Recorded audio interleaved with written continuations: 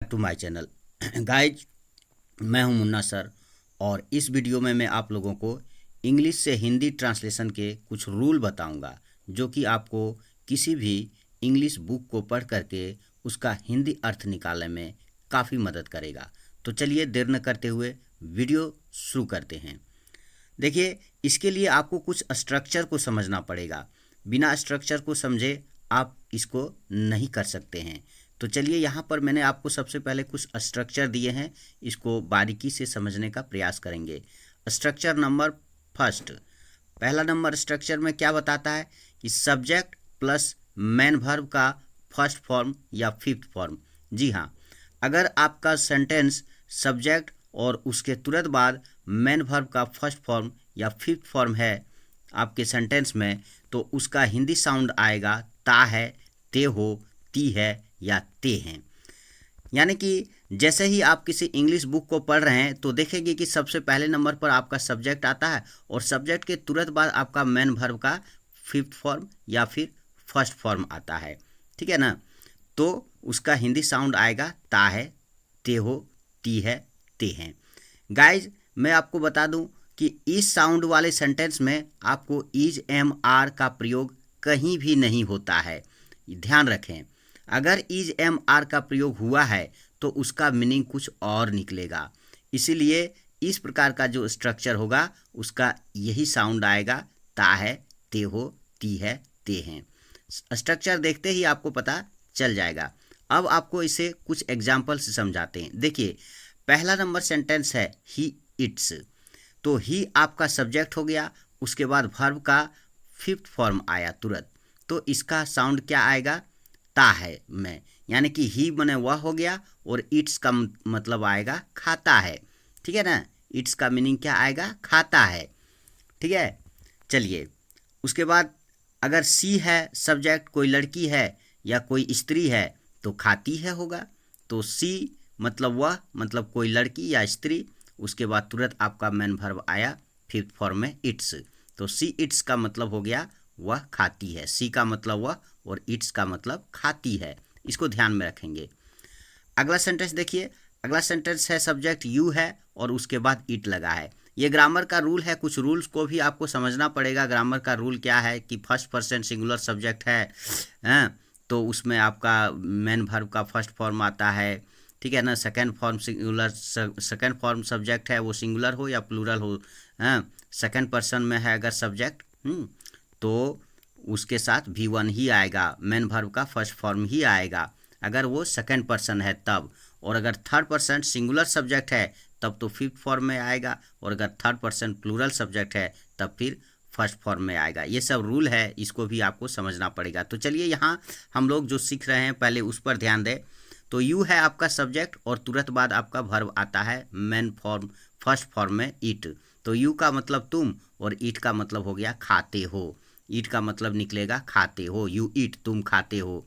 तुम खाता है तो ऐसा नहीं होता है, या तुम खाती है ऐसा तो नहीं होता है।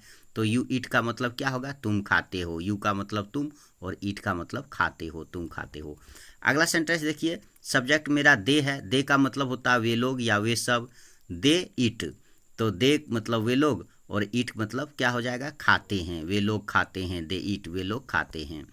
अगला स्ट्रक्चर देखते हैं, सेकेंड नंबर स्ट्रक्चर नंबर दो। दो में क्या है कि अगर आपका वाक्य का सब्जेक्ट के तुरंत बाद इज, एम, इज या आर, एम यहाँ मैंने नहीं लिया है क्योंकि एम का यूज़ नहीं हो रहा है, इसलिए इज और आर लिया है। उसके बाद आपको एडजेक्टिव आ जाता है। हाँ, अगर आपका स्ट्रक्चर कुछ इस प्रकार से है कि सब्जेक्ट है और सब्जेक्ट के तुरंत बाद इज या आर है, या फिर उसके तुरंत बाद एडजेक्टिव, एडजेक्टिव रहेगा ही। इज आर के बाद आपका एडजेक्टिव रहेगा, तब मीनिंग आएगा होता है, होती है, होते हैं। ठीक है, मैंने कहा था कि इज आर यूज नहीं होगा। अगर इज आर यूज होता है तो उसका मीनिंग कुछ और आएगा, साउंड कुछ और आएगा। तो वही चीज़ है यहाँ पर, सब्जेक्ट के बाद इज आर अगर है और उसके तुरंत बाद आप देखेंगे कि एडजेक्टिव रहेगा। अगर एडजेक्टिव नहीं रहेगा तब फिर मीनिंग भी कुछ अलग आएगा और स्ट्रक्चर भी कुछ अलग बनेगा।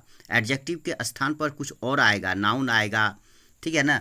या फिर कुछ वर्ब आएगा, तो वर्ब आएगा तो वो फोर्थ फॉर्म में आएगा मेन वर्ब, या नाउन आएगा तो उसका मीनिंग कुछ और होगा। लेकिन यहाँ पर मैंने एडजेक्टिव दिया है तो सब्जेक्ट के बाद इज और आर रहे और तुरंत एडजेक्टिव है तो उसका मीनिंग होगा होता है, होती है, होते हैं। इसको आप ध्यान में रखेंगे। एक एग्जांपल से देखिए, जैसे milk is white, milk subject है, उसके बाद इज आया है, उसके बाद एडजेक्टिव है वाइट। वाइट क्या है? एडजेक्टिव है। तो मिल्क इज वाइट, इसका मतलब क्या होगा? दूध उजला होता है। ठीक उसी तरह टीचर्स सब्जेक्ट हैं, उसके बाद आर लगेगा। क्योंकि टीचर्स प्लूरल सब्जेक्ट है, उसके साथ आर तो लगेंगे ही। इसमें SSPP फार्मूला फॉलो होता है, वो भी जो है सो आपको मैं किसी और वीडियो में बता दूंगा अलग से। टीचर्स आर, तो टीचर्स माने शिक्षक, आर माने होते हैं, काइंड क्या होते हैं? दयालु। काइंड आपका एडजेक्टिव है, तो नाउन हो गया, आर हो गया, उसके बाद एडजेक्टिव हो गया, मीनिंग क्या आएगा? होते हैं। टीचर्स आर काइंड, शिक्षक दयालु होते हैं। अब चलिए अगला चलते हैं हम स्ट्रक्चर नंबर थर्ड स्ट्रक्चर क्या है कि सब्जेक्ट इज एम आर और उसके बाद तुरंत मैन वर्ब का फोर्थ फॉर्म। जी हाँ, अगर सब्जेक्ट के बाद इज एम आर यूज होता है और उसके तुरंत बाद मैन वर्ब का जो है सो फोर्थ फॉर्म यूज हो रहा है तो उसका मीनिंग रहा है, रही है, रहे हैं निकलेगा। कंफ्यूज नहीं होना है, दूसरा कुछ अर्थ नहीं लगा लेना है, दूसरा कोई अर्थ होगा ही नहीं। जैसे ही आपके पास सब्जेक्ट, उसके बाद इज एम आर आएगा वर्ब, हेल्पिंग वर्ब, और उसके बाद मेन वर्ब फोर्थ फॉर्म में आएगा, इसका यही साउंड आएगा, रहा है, रही है, रहे हैं। एग्जाम्पल देखिए, जैसे he is eating, he subject है, उसके बाद हेल्पिंग वर्ब इज है और उसके बाद ईट जो मेन वर्ब है वो फोर्थ फॉर्म में आया है, ईटिंग। यानी कि ING वाला फॉर्म फोर्थ फॉर्म होता है, ठीक है ना। जिसमें ING लगा हुआ रहेगा उसको फोर्थ फॉर्म समझना है। तो ही इज ईटिंग मतलब क्या निकलेगा? वह खा रहा है। अगला सेंटेंस देखिए, सी इज ईटिंग, सी मतलब वह, और इज लगा हुआ है हेल्पिंग वर्ब, उसके बाद मेन वर्ब फोर्थ फॉर्म में है, सी इज ईटिंग, वह खा रही है। अगला सेंटेंस देखिए, they are eating, they subject है, उसके बाद आर हेल्पिंग वर्ब है और मेन वर्ब जो है सो फोर्थ फॉर्म में है, ईटिंग। तो मीनिंग क्या आएगा? रहे हैं। दे आर ईटिंग, वे लोग खा रहे हैं। चलिए स्ट्रक्चर नंबर फोर्थ देखते हैं हम लोग। चौथा नंबर स्ट्रक्चर में क्या है कि सब्जेक्ट है आपके पास और उसके तुरंत बाद हैज या हैव को यूज आता है हेल्पिंग वर्ब के तौर पर। नहीं, ये हेल्पिंग वर्ब, हाँ ये मैन वर्ब में आ जाएगा क्योंकि ये हेल्पिंग वर्ब नहीं होगा, क्योंकि इसके बाद मैन वर्ब नहीं दिया हुआ, इसलिए ये ही मैन वर्ब हो गया। जब मैन वर्ब के पहले अगर हैज या हैव है तब वो हेल्पिंग वर्ब होगा, और नहीं तो अकेले अगर वर्ब है उसके बाद नाउन आ गया तो ये मैन वर्ब होगा, ये हेल्पिंग वर्ब नहीं होगा। तो सब्जेक्ट के तुरंत बाद आपका हैज या हैव लगा हुआ है और फिर आपका नाउन आ जाता है तो इसका कुछ और मीनिंग निकलेगा। याद रखें, यहाँ नाउन आएगा, हैज और हैव के बाद नाउन रहेगा, इस चीज़ को कभी भूले नहीं।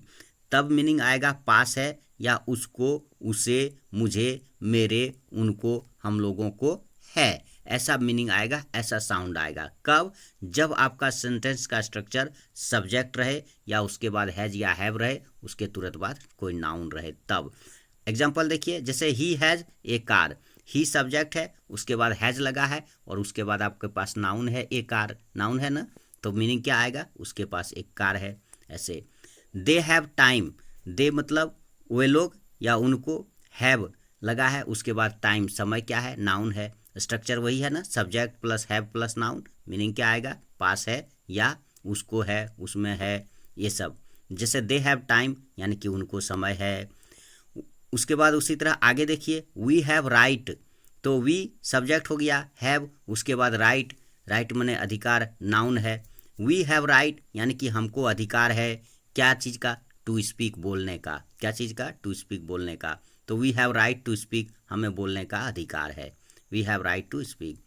स्ट्रक्चर नंबर 5 देखते हैं। अगर आपका सेंटेंस का स्ट्रक्चर सब्जेक्ट है, उसके बाद हैज या हैव है, उसके बाद मेन वर्ब थर्ड फॉर्म में है, तो यहाँ हैज हैव आपका हेल्पिंग वर्ब की तरह यूज हुआ क्योंकि उसके बाद आपका मेन वर्ब आ रहा है थर्ड फॉर्म में। ये प्रेजेंट परफेक्ट टेंस में यूज होने वाला स्ट्रक्चर है। इसका मीनिंग आपका आएगा, इसका साउंड आपका आएगा, चुका है, चुकी है, चुके हैं, या फिर या है, ये हैं।